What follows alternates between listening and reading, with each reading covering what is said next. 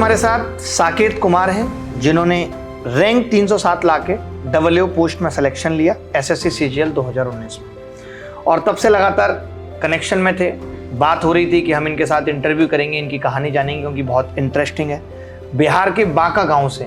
कहाँ पड़ता है बांका? बांका जिला साउथ बिहार। साउथ बिहार, जैसे लाइक साउथ दिल्ली है। साउथ दिल्ली जानते हैं आप? साउथ दिल्ली जानता हूँ, लेकिन ऐसे सुना है ऐसे वहाँ की लड़कियाँ मोमोज ऐसे ऐसे जो हवा करती रहती है जाड़ों में भी। बांका में ऐसा कुछ नहीं है सर। बांका में वैसा कुछ नहीं है। तो शुरू से शुरू करते हैं। आप थोड़ा पहले अपने बारे में बताइए, कब कब आपने तैयारी शुरू की, कैसे क्या किया, बचपन में पढ़ने में कैसे थे, कैसे स्कूल से पढ़े, घर का क्या सपोर्ट था, सब कुछ एक गो में बता दीजिए। बचपन में पहले हम मुंबई में पढ़ते थे। मुंबई में पढ़ते थे? मुंबई तो बहुत टॉप की चीज़ है। आप भी मुंबई से आए हैं? मतलब आप दोनों का कनेक्शन सही बैठा है। ओके। मुंबई में पढ़ते थे तो वहाँ महाराष्ट्र बोर्ड की स्कूल थी। अच्छा, ये कब की बात है सन? मैं फर्स्ट क्लास था। फर्स्ट क्लास आपने मुंबई शुरुआत की? जी। अच्छे नहीं कर पाते पापा का वहाँ दुकान था तो वहाँ उनका सब कुछ। आपके फादर की दुकान थी? हमारा दुकान था तो सब कुछ सेट था। किस चीज़ की दुकान थी? Grocery types. ठीक है ठीक है। दुकान था तो सब कुछ सेट था। हम लोग वहीं शिफ्ट हो गए, पूरी फैमिली, मम्मी, हम, मेरी बहन, सब लोग। तो फिर वहीं हम पढ़ते थे। महाराष्ट्र बोर्ड का वहाँ स्कूल था। वहाँ इंग्लिश मीडियम स्कूल भी महाराष्ट्र बोर्ड में चलती है। अच्छा। जैसे हमारे बिहार वगैरह में इंग्लिश मीडियम स्कूल अगर है तो सीबीएसई है या तो आईसीएसई है। लेकिन महाराष्ट्र वाले में महाराष्ट्र की भाषा ही थी? महाराष्ट्र की भाषा भी थी और इंग्लिश मीडियम थी। अच्छा। तो वैसे ही था। तो 7th क्लास तक सब कुछ ठीक था। हम लोग पढ़ाई लिखाई कर रहे थे। मेरी बहन भी वहीं पढ़ रही थी। 7 साल हो गए थे आपको वहाँ रहते हुए? हाँ।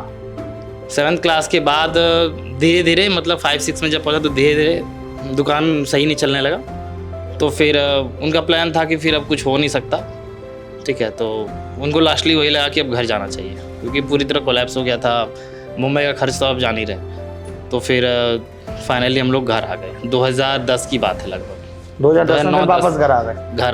घर आ गए। तो फिर घर आए तो फिर इधर ही उन्होंने कुछ काम वाम स्टार्ट किया, गांव में ही किसी दुकान पे स्टार्ट किया उन्होंने। तो मेरी पढ़ाई छूट रही थी। तो मेरे अंकल लोग थे, हमेशा वो जागरूक थे पढ़ाई को लेके, मेरे पढ़ाई को लेके हमेशा, शुरू से लेके। तो उन्होंने कहा कि अभी तो क्राइसिस चल रहा है, फाइनेंशियल क्राइसिस है, तो फिर आप इसको कुछ गवर्नमेंट स्कूल में डाल दो, इसका एकेडमिक ईयर वेस्ट नहीं होगा। मन भी नहीं करता ना पढ़ने का, बच्चा तो वैसे पढ़ना नहीं चाहता। तो उन्होंने सरकारी स्कूल में मेरा एडमिशन करवा दिया चाचा ने। वो कहीं से कुछ भी करके CLC वगैरह ला करके किसी तरह उन्होंने एडमिशन करवा दिया। फिर उन्होंने बहन का अच्छे स्कूल में एडमिशन करवाया। हमने बोल के कि आप बहन का अच्छे स्कूल में करवा दो। मैं उस टाइम तक शायद 10th में आ गया था, 9th या 10th में कर रहा था उस टाइम। तो मैं बोला मेरे को रहने दो। मैंने इंग्लिश से हिंदी में कर लिया खुद को कन्वर्ट, धीरे धीरे। इंग्लिश से हिंदी में आसान भी है, हम लोग पले बड़े उसी में होते हैं, मतलब मुझे ऐसा लगता है। नहीं, मुंबई में हिंदी पे बहुत कम ध्यान दिया जाता है। अच्छा, आपको हिंदी कम आती थी उस टाइम पे? उस टाइम बहुत गलती लिखता था मैं, लेकिन चाचा लोग थे तो उन्होंने सपोर्ट किया। तो उन्होंने सपोर्ट किया सबसे ज़्यादा मेरे छोटे वाले चाचा। हाँ। जो एज 2012 में उन्होंने MTS के रूप में ज्वाइन किया था, इनकम टैक्स। अभी ITI हैं वहाँ पे। अच्छा। तो उनका सपोर्ट रहा मेरे हमेशा। अच्छा, आपकी पहली जॉब कब लगी? ग्रेजुएशन कब किया आपने? कौन से ईयर में ग्रेजुएशन हुआ है? 19 में ग्रेजुएशन हुआ। फिर नौकरी कब लगी पहली? नौकरी मेरी 18 में लग गई थी। 19 में ग्रेजुएशन हुआ, नौकरी 18 में लग गई। हाँ। अच्छा, कौन सी नौकरी लगी? MTS में आपका भी हो गया। कहाँ पे पोस्टिंग थी, क्या पोस्ट मिली? वाराणसी में थे, MTS थे। अच्छा, MTS। उसके बाद आपने ज्वाइन किया उसे? हाँ, ज्वाइन किया। इसके बाद आपको फिर कौन सी नौकरी लगी? फिर आपने कौन सा एग्जाम दिया? उसी टाइम CHSL भी मेरा हो रखा था। जब MTS दिया था तो उस टाइम CHSL हो गया था, डिस्क्रिप्टिव दे दिया था, लेकिन उस पर CHSL 17 वाले में केस चल रहा था, कोर्ट केस। तो उसका रिजल्ट तो कुछ पता नहीं था कि चलो कैंसिल होगा, ऐसा ही मान लेते हैं लोग।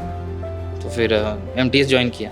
CGL की तैयारी की जर्नी बताओ थोड़ा, शुरू से कब तैयारी शुरू की, कब लगने लगा था कि मेरा हो जाएगा? पहले अटेम्प्ट में हुआ, नहीं हुआ? कैसे कैसे पढ़ाई की है, हमसे क्या सीखा है, वो सारी चीज़ें। CGL में तो फर्स्ट अटेम्प्ट ही था मेरा। फर्स्ट अटेम्प्ट में डबल मिल गया डायरेक्ट? हाँ। ग्रेजुएशन में आपने स्टैटिस्टिक्स या इकोनॉमिक्स या फाइनेंस पढ़ा था, अकाउंट वगैरह?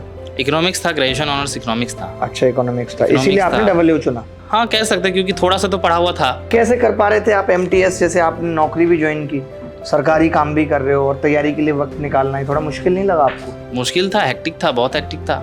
बकायदा जब मेरा रिजल्ट हो गया CGL का, जब मैंने मेंस दिया, मेंस देने के बाद मुझे इतना हल्का फील हुआ जैसे कि कोई मुझे बोझ से दबा दिया था और मैं अच्छा। छूट के भागा हूँ, ऐसा फील हुआ मुझे। तो इतने दिनों तक लगातार वो बोझ रख पाना भी तो आसान चीज नहीं है। आप कैसे अपने आप को समझाते थे, कैसे मोटिवेट रखते थे कि भाई? समझाते थे क्योंकि एक एमटीएस ऐसा जॉब है, चैलेंजिंग है। अच्छा। अगर आपके सपने बड़े हैं और फिर आप एमटीएस में फंसे हुए हो, जहाँ सब बुरा सा लगता है। बुरा सा लगता है, जहाँ पर आप बैठे हो, कोई भी आपको सुना के जा रहा है, आप गलती कुछ कर नहीं रहे हो, अपनी गलती का ठिकड़ा आपके सर पे फोड़ के जा रहा चाय है। बना लाओ।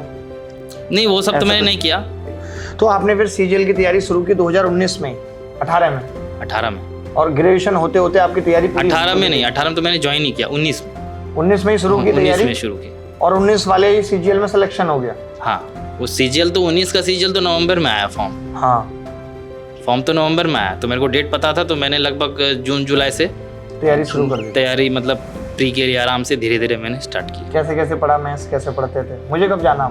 आपको तो मैं जानता था 2018 से, कोई रिलेटिव थे दूर के, तो वो सीजीएल एग्जाम दे के आए थे एक बार। तो आपकी नौकरी लगी, फिर कैसा लगा आपकी माताजी को, पिताजी को? पिताजी ने खुद इतना संघर्ष देखा है, जब आपकी नौकरी लग गई है उनको पता चला होगा, सबसे पहले पूछा किसी ने कितनी सैलरी मिलेगी? नहीं पता था।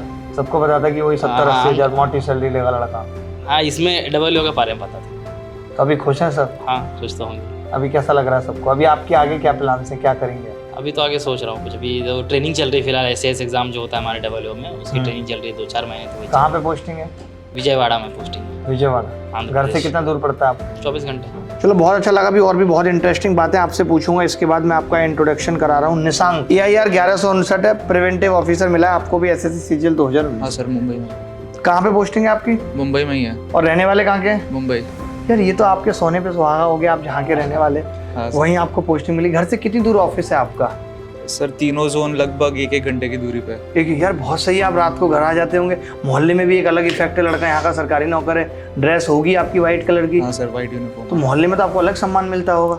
थोड़ा बताइए अपनी तैयारी के बारे में, बताइए कब ग्रेजुएशन किया? 2015 तक मेरा ग्रेजुएशन हो गया था। उसके बाद मैं यूपीएससी करने चला गया था दिल्ली, फाइनल ईयर का फाइनल सेमेस्टर दे के।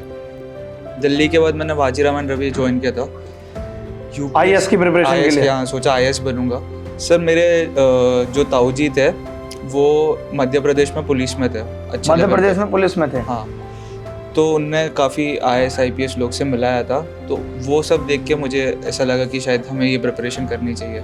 अच्छा। तो उधर से फिर बाद में मेरा पूरा माइंड चेंज हुआ। तो मैं ग्रेजुएशन में मैंने सोच लिया था कि अच्छा मेरे को यूपीएससी करना है। फिर उसके बाद यूपीएससी का एग्ज़ाम दिया, यूपीएससी क्वालिफाई नहीं हो पाया। फिर कितने साल तैयारी की, कितनी बार दिया? 3 अटेम्प्ट दिया था। फर्स्ट तो ऐसे ही दे दिया था बिना प्रिपरेशन के। 2 अटेम्प्ट अच्छे से दिए थे। तो वो भी अटेम्प्ट के बीच में पहले बोला, सब लोग जा रहे थे पॉलिटिकल साइंस ऑप्शनल के लिए, तो मैं पॉलिटिकल साइंस में चले गया। बाद में पता चला ये तो हो नहीं पाएगा, फिर ज्योग्राफी ऑप्शनल लिया। तो सब प्रिपरेशन पूरा उधर गड़बड़ हो गई पूरी। तो इसके साथ में मैंने गवर्नमेंट एग्जाम्स के फॉर्म भरना चालू किया था, SSC के। तो 16-17 में मैंने सिर्फ ऐसे ही जाके प्री दिया था, तो प्री तो निकल रहा था। तो ऐसा एक समझ गया था, अच्छा ये एक बैकअप प्लान हो सकता है कभी यूपीएससी नहीं हो पाया तो उसके बाद 2018 में जो हमारा 17 का मेंस था वो 18 फरवरी में हुआ था, जिस पे केस वगैरह भी चला था। और उसके बाद 1 हफ्ते बाद मेरा IB का भी रिजल्ट आने वाला, IB का भी मेंस था। तो दोनों एग्जाम गड़बड़ हो गए थे। और तब आपका एक वीडियो बहुत वायरल हुआ था, वो वैल्यू को 0 करने वाला। तो मैं बोला कि ये बहुत अच्छा लगा ये सब, तो अभी सीखना है तो इधर ही सीखना है। और फिर घर पे भी मेरा मुंबई में पढ़ाई नहीं हो रहा था, तो फिर मैं दिल्ली आ गया। दिल्ली आ गए? मुखर्जी नगर। और सबसे पहले आपके इधर आ गया एडमिशन लेने। 19 वाला एग्जाम दिया था, तो मेंस 19 वाला पोस्टपोन हो गया था कोरोना की वजह से। फिर मैंने वो वीडियो डाली यूट्यूब पे, 88 डेज वीडियो कोर्स जो डाला था। आपने पढ़ा है वो कोर्स? हाँ। अच्छा, वही पढ़ा है सर। तो सर फिर वो उधर से फिर प्रिपरेशन किया, तो उसके बाद अच्छा चला गया था।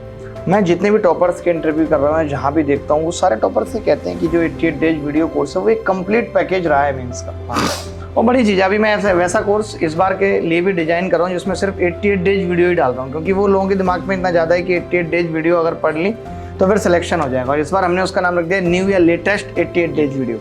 सर वो 88 डेज मैंने लाइव भी देखा था। आप वही लाइव कोर्स ही है जो यूट्यूब पे आया है? वही मैंने वही देखा था। तो जो भी उधर थोड़ा बहुत ऐसा डाउट होता तो यूट्यूब पे देखने मिल जाता था। अच्छा, चलो कुछ इंटरेस्टिंग सी बात पूछता हूँ आप दोनों से कि अभी जब जॉब लग जाती है, जैसे आपकी तो जॉब लग गई है और जॉब आपकी तो घर के पास ही है, 1 घंटा लगता है, आप शाम को आ जाते हैं, तो क्या जैसे पहले आप घर से बाहर भी रहे हो और अभी घर पे ही रह रहे हो, तो क्या इज्जत कम मिलती है घर पे? सर इज्जत तो वैसे नहीं, आप कुछ भी बन जाओ घर वालों के सामने आप वैसे ही हो। वैसे ही स्टार्टिंग में घर वाले के सामने तो और वैसे ही हो, घर वाले फिर भी दे दे, घर वाली से आप वो भी उम्मीद नहीं रख सकते। वो है। आप बताओ भाई, थोड़ा सा इनको माइक दो। तो थोड़ा आप बच्चों को ये गाइड करो, जॉब के साथ कैसे किसी को तैयारी करनी चाहिए। मैंने जब तैयारी स्टार्ट की थी एक्चुअली, जो मेरे अंकल जी थे तो उन्होंने शुरू से ही कहा था कि आप तुम सीजीएल का करना। तो कुछ मटेरियल्स था नहीं, कुछ पता नहीं था, तो जो भी मैं गांव में बेसिक से पढ़ता था वो बस बेसिकली पढ़ता था और उसी से मेरा एमटीएस हुआ था। एमटीएस लेने का कोई वो नहीं था कि मुझे एमटीएस जॉब ही चाहिए, ऐसा कुछ नहीं था, मिल गई थी बस। वो तैयारी में कर रहा था, एग्ज़ाम दिया मेरा। और सही बात है कि बात क्या होती है कि जब हम एमटीएस की तैयारी करते हैं, हम सीएचएसएल की तैयारी करते हैं, तो वो सारी चीज़ें हमें सीजीएल में भी तो फ़ायदा देती हैं ना। ऐसा तो है नहीं कि खाली हमने एमटीएस की तैयारी की तो अब सीजीएल के अलग से करनी पड़ेगी। वही गणित है, वही इंग्लिश है, वही रीजनिंग है, सब कुछ वही है। चलो अच्छी बात कही। फाइनल स्कोर अगर आपको याद है तो कितना था आपका सीजीएल 2019 में? फाइनल स्कोर प्री में कितना था? प्री में था 152 रॉ स्कोर था और नॉर्मलाइज स्कोर 175 था। गजब। वो टफेस्ट शिफ्ट में आ गया था। पढ़ाई का मीडियम आपका क्या रहा था? आप किस मीडियम से पढ़े? मेरा इंग्लिश मीडियम ही था शुरू से। हाँ शुरू से। तो इंग्लिश तो आपकी अच्छी होगी, इंग्लिश के लिए तो आपको मेहनत करनी पड़ी नहीं होगी सीजीएल में? हाँ, इंग्लिश के लिए मैंने मेहनत नहीं की। रीजनिंग प्रीवियस ईयर पेपर्स किया था और जीएस जीके अच्छा था क्योंकि मैंने यूपीएससी की प्रिपरेशन की तैयारी की थी। तो बचा था सिर्फ मैथ्स, और मैथ्स मैंने आपसे सीखा। वो मैंने सिखा दिया। आपने सिखाया। तो मतलब ये है कि आप ये कहना चाह रहे हो कि किसी को जीके जीएस अच्छा करना है तो वो पहले 3 साल यूपीएससी की प्रिपरेशन करे? क्या जरूरी है ऐसा? सर नहीं, वैसे जरूरी नहीं है क्योंकि अच्छा, यूपीएससी की प्रिपरेशन के दौरान आपने क्या सीखा जो आप बताना चाहते हैं बच्चों को, या ये कहना चाहते हैं कि पहले एक नौकरी सिक्योर कर लो? मेरा प्लान वापस से वही था कि एक बार मैं एक नौकरी सिक्योर कर लूँगा और वापस से फिर यूपीएससी का प्रिपरेशन स्टार्ट करूँगा। लेकिन वो यूपीएससी एसएससी का रिजल्ट ही इतना लेट आया कि वापस से यूपीएससी के लिए चांस ही नहीं मिला। अच्छा, अभी आपकी उम्र निकल चुकी है? अटेम्प्ट है, 3 बच्चे हैं, लेकिन फिर अब क्या लगता है आपको, यूपीएससी निकालना है आपको या रहने देना है? अभी मैं सेटिस्फाइड हूँ क्योंकि मेरे को मेरे इसमें जॉब मिली होम सिटी में। अच्छा, आपकी गणित की प्रिपरेशन के बारे में बताइए थोड़ा। कैसे आपने उस गणित को इतना स्ट्रांग बनाया? कितने मार्क्स रहे आपके मेंस में? मेंस में थे मेरे 144। बस? बहुत कम थे? फिर कैसे बढ़ाया? रॉ स्कोर था ये? हाँ। फिर उसके बाद कितना हो गया? ये वही स्कोर ही था। पहले 90 आया था मेरे को जब मैंने फर्स्ट मॉक लगाया था। हाँ। तो उसके बाद मैंने विद इन 5 मंथ्स में इतना किया था। 144 आया मेरे को 15 मार्च का शिफ्ट में था, जो टफेस्ट शिफ्ट था। जो टफेस्ट शिफ्ट थी, तो बढ़ भी तो गए होंगे रॉ होने के बाद? वो 211 हो गया था। 211? तो फिर तो 200 से ऊपर निकल गया। एक्चुअली गणित में क्या था कि पहले मैं बेसिक से बनाता था, XYZ मान के गांव में था। फिर मैं जहाँ पे रहता था एज एमटीएस में जहाँ पे था, तो हमारे बगल में एक लड़का रहता था, तो वो बैंकिंग तैयारी करता था। तो वो बड़ा शॉर्ट करता था, XYZ को नहीं मानता था, CISI बड़ा तगड़ा बनाता था वो। तो वहाँ से मेरे को एक क्लिक मिला कि नहीं, मैं जो है रॉन्ग जा रहा हूँ, ऐसे सीजीएल नहीं होने वाला। तो फिर उसके बाद से मैंने यूट्यूब का ज़्यादा सहारा लेना स्टार्ट किया, वो भी खास करके आपकी वीडियोस। मैंने आपके अलावा किसी और के मैथ्स के वीडियोस नहीं देखे। पूरा देखा है, सब कुछ पढ़ा है? एंगल 0 कर देना? हाँ, वो भी ये पढ़ा है, जिसमें आप एक एंगल दिया रहता है, उसके बाद बाकी सेकंड एंगल को मान के आप एंगल निकाल देते हो। वो सारा ज्योमेट्री मैंने अच्छा पढ़ा था क्योंकि उस टाइम 88 डे सीरीज आपकी आई थी जब लॉकडाउन लग गया था और प्री हो चुका था।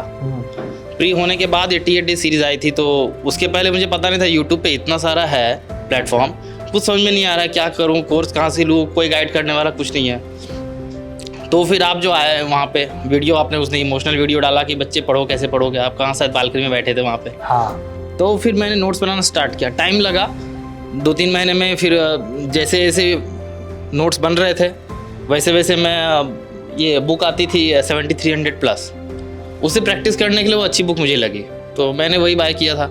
उससे मैंने प्रैक्टिस, जैसे आप ट्रिगो पढ़ा दिए तो ट्रिगो का मैंने पूरा नोट्स पढ़ लिया, नोट्स बना लिया, 2 बार रिवाइज कर लिया, उसके बाद उससे जितने क्वेश्चन है सारे मैंने कर लिया। प्रीवियस ईयर की प्रैक्टिस अगर आप करते रहते हो पढ़ने के साथ साथ तो बात बनेगी। साथ साथ मैं उसको कर रहा था।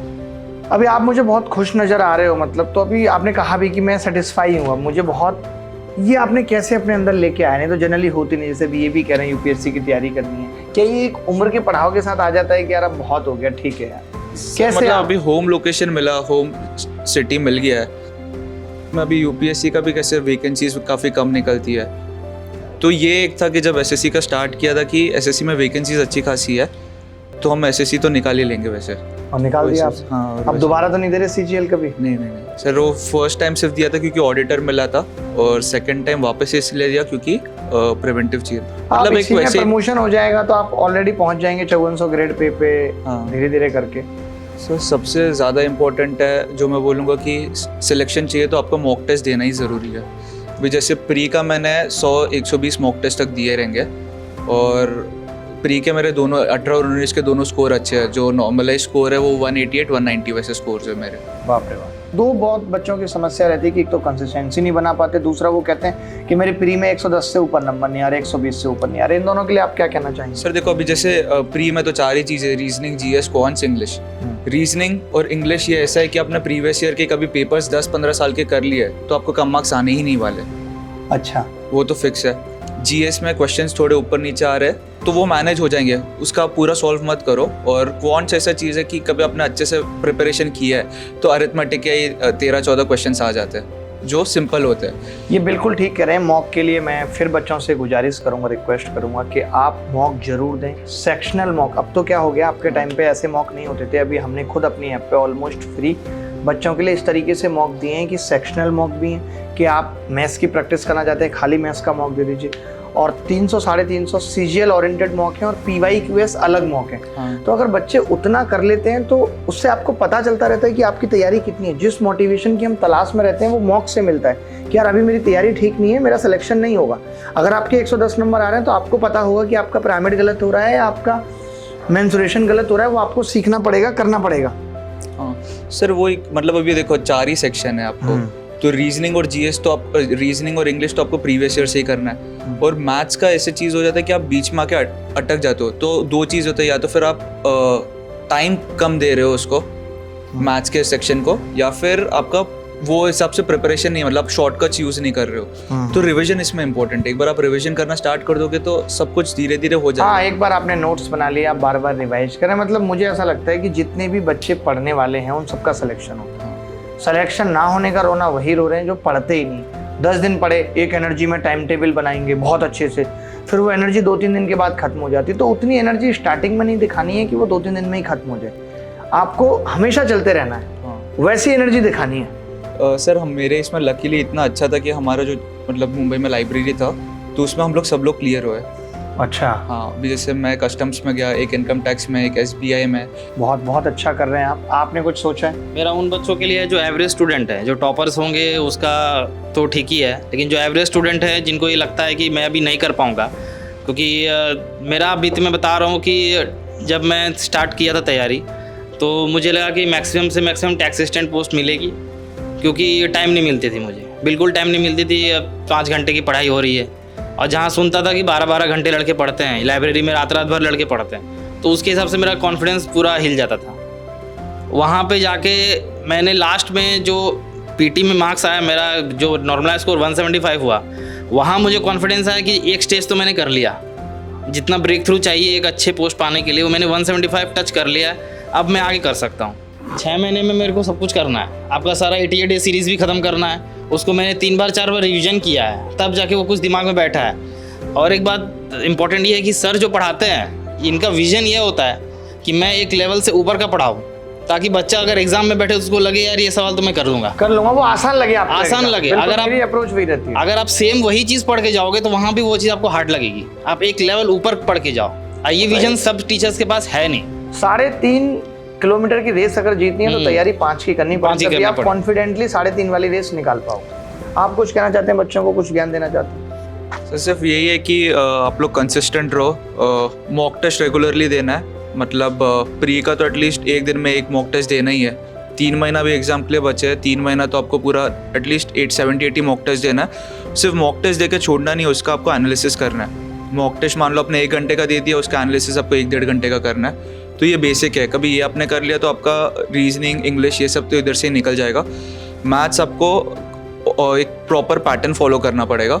एक बार वो पैटर्न फॉलो कर दिया, मैथ्स का सब टॉपिक्स एक बार आपने ख़त्म कर लिया तो मैथ्स भी आपका हो जाएगा। साथ के साथ मेंस की भी तैयारी करके चलनी पड़ेगी, क्योंकि प्री क्वालिफाइंग है, क्योंकि मेंस में टाइम वही कम बचेगा और सारा दारोमदार मेंस का। और प्री और मेंस का भी तो पैटर्न ऑलमोस्ट सेम ही है। सब चारों सब्जेक्ट है, सिर्फ एक्स्ट्रा एक कंप्यूटर ऐड हुआ है, वो भी क्वालिफाइंग है। बट ये टाइम शायद बहुत सारे लोग कंप्यूटर में पीछे रह गए थे। बिल्कुल, कंप्यूटर की तैयारी भी अच्छे से करनी पड़ेगी तो मेंस के लिए। ठीक है, तो चलिए, बहुत अच्छा लगा आपसे बात करके। और ये इंटरव्यू तो एक बहाना है, इस बहाने आप सब टॉपर से मिलना और जानना कि आप सिलेक्शन के पहले हम आपसे मिले थे और उसके बाद मिलना एक अलग एहसास देता है, अलग अनुभव है।